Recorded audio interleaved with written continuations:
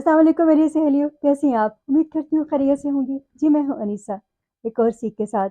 और जैसा आपने टॉपिक देखा, आज हम बात करेंगे कि अगर आप अपनी ज़िंदगी की लेवल 5 की कोच बनना चाहती हैं, तो क्या करें? जी, मेरी सहेलियों, क्योंकि मुझे यकीन है दुनिया के जिस किनारे से मेरी जो सहेली जब भी इस कंटेंट को देखेगी, अपने हालात और वाक़यात में वो अपनी सबसे पहली कोच, अपनी मोटिवेशनल स्पीकर, एनर्जी हीलर और एनएलपी प्रैक्टिशनर खुद हो सकती है। तो टॉपिक की तरफ आती हूँ। पहले मैं शेयर करूँगी कि ये जो लेवल 5 के कोचेज़ होते हैं, ये किन्हें काम करते हैं, किनके साथ किन्हें कोच करते हैं। फिर इनकी खूबियाँ प्रोफ़ेशनल लाइफ़ में लोग इन्हें क्यों बहुत महँगी उजरत के साथ, महँगे मुआवज़ों के साथ इनकी सर्विसेज़ के लिए इनसे कॉन्टैक्ट करते हैं। और हम अपनी पर्सनल लाइफ़ में इनकी कौन-सी वो खूबियाँ हैं, इस लेवल पे काम करने वाले लोगों की जो हम अपनी पर्सनल लाइफ़ में अगर शामिल करें तो हमारी ज़िंदगी भी बेहतर हो सकती है। जी, मेरी सहेलियों, जब हमने कोच बनने का फ़ैसला कर ही लिया, तो फिर एक लेवल का काम करें। पर्सनल ब्रांडिंग क्या होनी चाहिए कि जो भी करेंगी, कमाल करेंगी। हो जाएगा, कोशिश तो हो सकती है ना? टॉपिक की तरफ आती हूँ। जी, लेवल 5 के कोच जो हैं, वो दरअसल सीईओज़ और लीडर्स को कोच करते हैं और उन्हें बताते हैं कि उनके लीडरशिप स्किल्स कैसे बेहतर हो सकते हैं। सीईओज़ कौन होते हैं? कारोबार की बात है, थोड़ी-सी टर्म्स 2 डिफरेंट इस्तेमाल होती हैं। जब कोई भी इंसान जो कारोबार करता है, तो एक तो उसकी ये टर्म होती है कि वो फाउंडर होता है। वो पैसे लगाता है, पैसे इन्वेस्ट करता है और फिर एज़ सीईओ यानी चीफ एग्ज़ीक्यूटिव ऑफ़िसर वो अपने पूरे कारोबार की निगरानी भी खुद करता है। और एक ऑप्शन ये होती है कि कोई इंसान है, उसने पैसे इन्वेस्ट कर दिए, फाउंडर वो है, लेकिन उसकी कंपनी का सीईओ कोई और है, यानी चीफ एग्ज़ीक्यूटिव ऑफ़िसर जो उस कंपनी के इंतज़ामात सँभाल रहा है, वो ओहदा उसने किसी और को दे दिया है।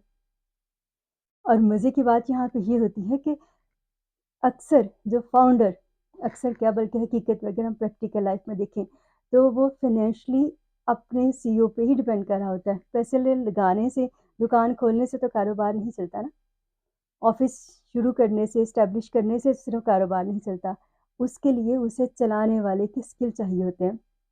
और उन स्किल्स को पॉलिश करने के लिए लोग फिर कोचेज़ की मदद लेते हैं। तो इस लेवल पे जो लोग काम करते हैं, जो उन सीईओज़ को सिखाते हैं कि आपने बिज़नेस को कैसे लेके जाना है, वो इसकी स्ट्रैटेजीज़ बना के देते हैं, उन्हें लेवल 5 के सीईओ कोच कहा जाता है। मुझे यकीन है कि ये जो मैंने कोशिश की है आसान अल्फाज में बिज़नेस की टर्म आपके साथ शेयर कर सकूँ, मेरी सहेलियों को समझ तो आ गई होगी। अगर नहीं समझ आई तो फिर इसे 2 दफ़ा दोबारा सुन लीजिएगा। क्योंकि हम भी अपनी ज़िंदगी की कहानी में कहीं न कहीं अपने कारोबारी ज़िंदगी में अपनी सीईओ खुद हैं। अब कोच की इस लेवल में प्रोफ़ेशनल उससे क्या उम्मीद की जाती है?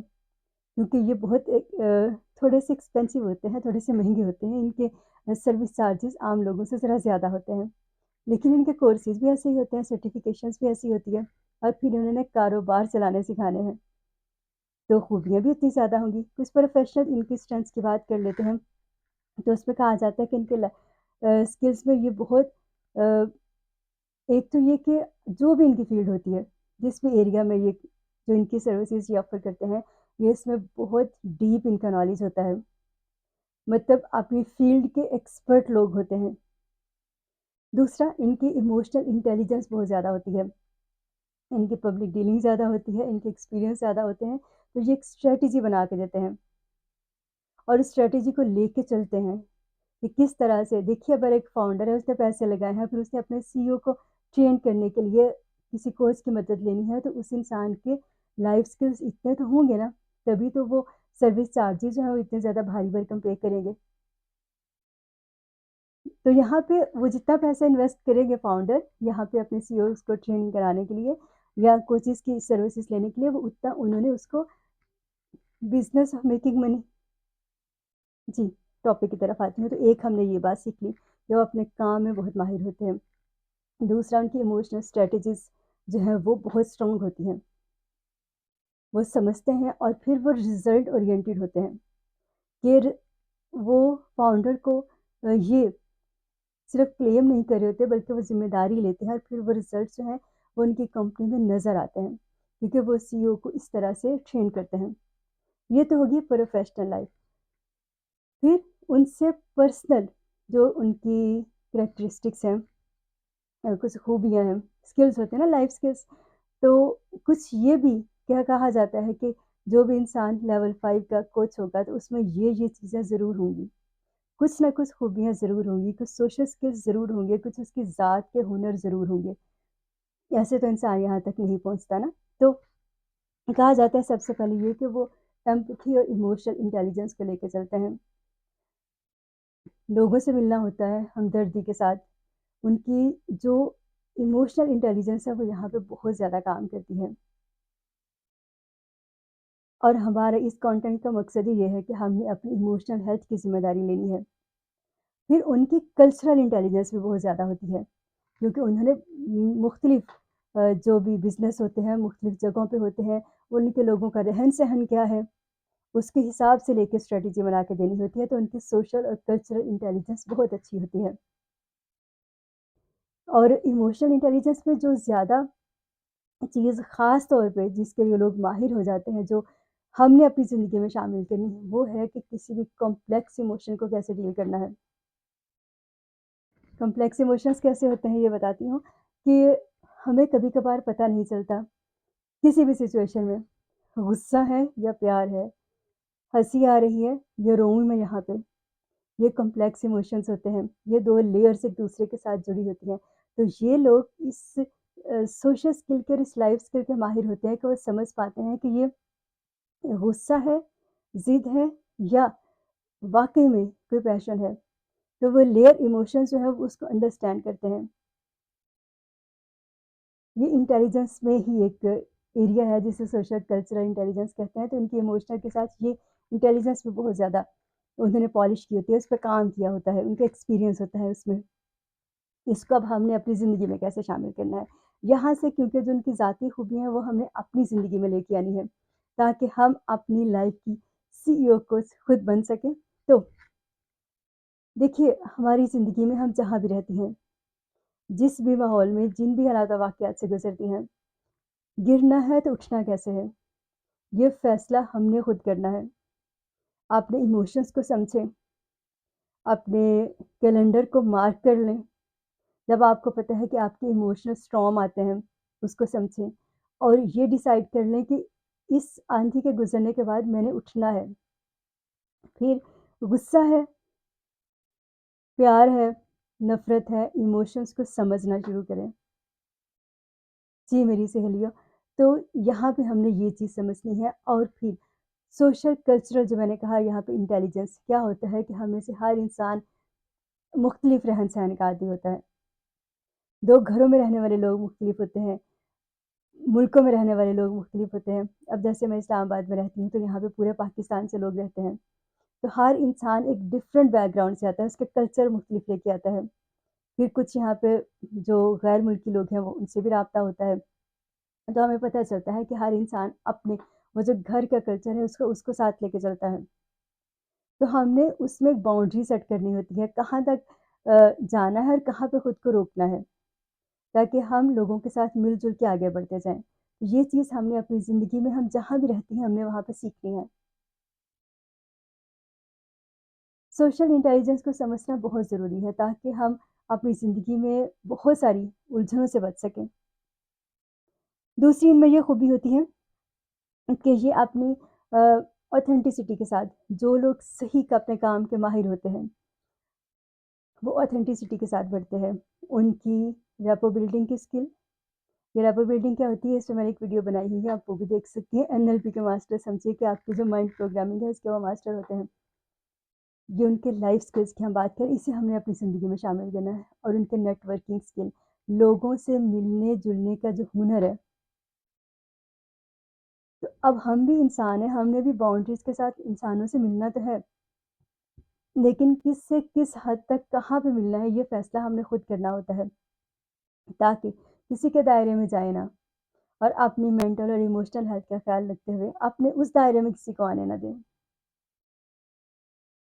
پھر میری سہیلیوں اس کے بعد جن میں یہ ہوتا ہے کہ یہ اسٹریٹجیز کے ساتھ چلتے ہیں، یہ اسٹریٹجیز بناتے ہیں اور بزنس کو कैसे सीईओ को सिखाते हैं कि उन्होंने लॉन्ग टर्म में जाके लॉन्ग टर्म इफ़ेक्ट्स के साथ कैसे उन्होंने अपनी जो बिज़नेस है उसको कैसे बढ़ाना है, उसमें से पैसे कैसे आएँगे। मैंने पहले कहा ना कि जो फाउंडर होता है वो समझिए कि फाइनेंशियली वो डिपेंडेंट होता है सीईओ पे। अगर सीईओ अच्छी तरह से काम नहीं करेगा, अपने स्किल्स को पॉलिश नहीं करेगा, तो फाउंडर की सारी इन्वेस्टमेंट जो है वो उतना बेनिफिट नहीं लाएगी। तो यहाँ पे जो स्ट्रैटेजी क्या होनी चाहिए, ये खुद भी समझते हैं और दूसरों को भी सिखाते हैं। हम अपनी ज़िंदगी में क्या करें, यहाँ से ये सीखें।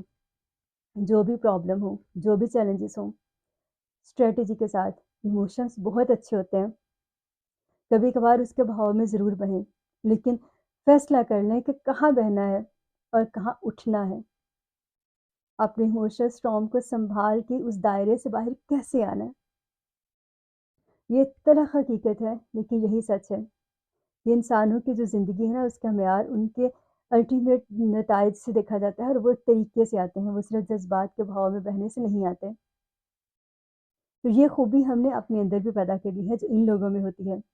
फिर मेरी सहेलियों, ये जो इनकी एक थी कि ये एक्सीलेंट लिसनर होते हैं, ये खूबी मुझे इनकी बहुत अच्छी लगी। मैं खुद भी प्रैक्टिस करती हूँ और आप भी कोशिश करें, किसी भी इंसान की बात को सुनना। जितना भी सुने, तवज्जो से सुनें। और वैसे भी ख़ैर हम सहेलियों में तो ये रब ने हिस्स जो है बड़ी खूब रखी है। हम बहुत सारी बातें सुन लेती हैं। हमें रब ने एक बड़ा ख़ास स्किल रखा है कि हम एक वक़्त में बहुत सारी आवाज़ों को सुन सकती हैं और इसे प्रोसेस भी कर सकती हैं। अपने घर में देख लें, अगर आप किचन में भी खड़ी हैं तो आपको ये पता होगा कि लाउंज से आवाज़ अगर आ रही है, तो उसका जवाब क्या है? कमरे में कोई बच्चा बोल रहा है तो उसको जवाब क्या देना है?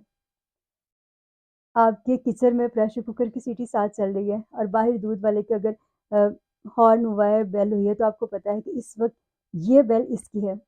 तो हमारी सुनने की सलाहियत इतनी अच्छी है। फंक्शंस में देख लें, सेरेमनीज़ में कहीं बैठे होते हैं, कोई इधर से बोल रहा है ना, कान इधर चल रहा होता है, अच्छा यहाँ से आवाज़ आई है, वहाँ से आवाज़ आई है। तो ऐसी जो सलाहियतें होती हैं उनको पॉलिश करें और आखिर में जो मैंने कहा कि रिज़ल्ट ओरिएंटेड बनें। बातें ही बातें, बातें ही बातें, इसने कहा, उसने कहा, उसने कहा, हमारी एक ख़ास ये आदत जिस पे हमने काम करना है। पानी में मधानी डालने से कुछ नहीं होता, मक्खन कभी भी नहीं आता। रिज़ल्ट्स देखें, एफ़र्ट्स पुट कर रही हैं, टाइम, इमोशंस इन्वेस्ट कर रही हैं, तो आउटपुट क्या होगी?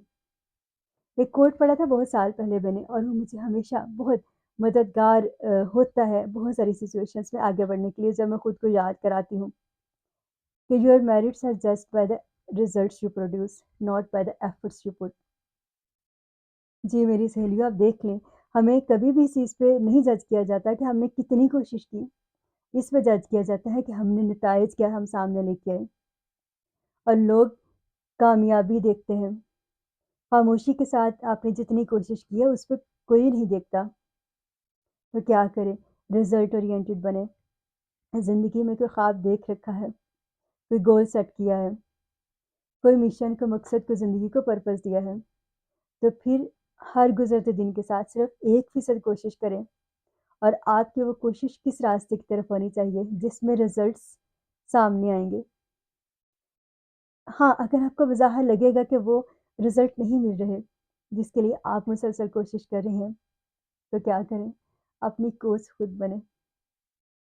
जी, मेरी सहेलियों, यकीन रखिए कि हम जो कोशिश करती हैं, हमें उसका सिला ज़रूर मिलता है। इस यूनिवर्स में एफ़र्ट की एनर्जी कभी भी ज़ाया नहीं जाती। हाँ, कभी उस तरह नहीं मिलता जैसे हमने चाहा, बल्कि वैसे मिलता है जो हमारे लिए बेहतरीन होता है। कैसी लगी आज की सीख ज़रूर बताइएगा। जल्द मुलाकात होती है एक और ऐसी ही सीख के साथ। मैं शेयर करूँगी कि अगर आप अपनी मोटिवेशनल स्पीकर बनना चाहती हैं, तो क्या करें? Stay blessed.